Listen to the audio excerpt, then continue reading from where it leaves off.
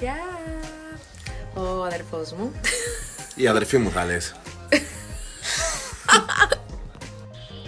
Λοιπόν, στη συνέχεια από το προηγούμενο βίντεο που είχα την παρεμβολή του αδερφού μου, ήθελα να σας πω και να σας ενημερώσω σχετικά με το τι κάνω για να μπορέσουμε να μπούμε σε μια ροή, σε μια σειρά.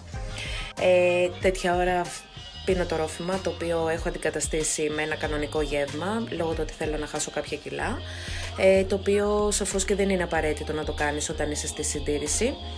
Και επίσης όταν έχεις χάσει όλα σου τα κιλά και αισθάνεσαι καλά εκεί που είσαι, σαφώς έχεις μια καλύτερη μετά και πιο normal διατροφή. Ωστόσο, αυτή τη στιγμή ξεκινάμε με ένα ρόφημα.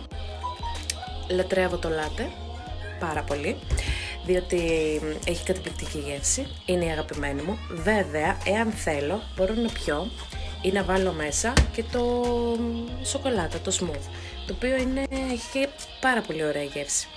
Στη συνέχεια βάζω 2 σκούπ από αυτό και 1 σκούπ από το PDM. Το PDM, επειδή εγώ δεν θέλω να πίνω γάλα, αντικαθιστά το γάλα, έχει πάρα πολύ πρωτεΐνη και σε βοηθάει και κατά τη διάρκεια της ημέρας αλλά και κατά τη διάρκεια της νύχτας που κοιμάσαι να πάρεις την απαραίτητη πρόσληψη πρωτεΐνης που χρειάζεσαι για τους μυς, για να νιώθεις καλά, να μην χάνεις από το μυϊκό σου ιστό, να χάνεις μόνο λίπος κτλ.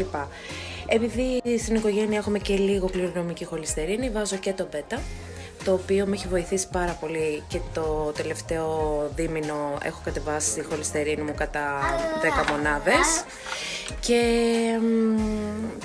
συνεχίζω κανονικά, διότι δεν θέλω να πάρω ούτε χάπια ούτε τίποτα και δεν πρόκειται.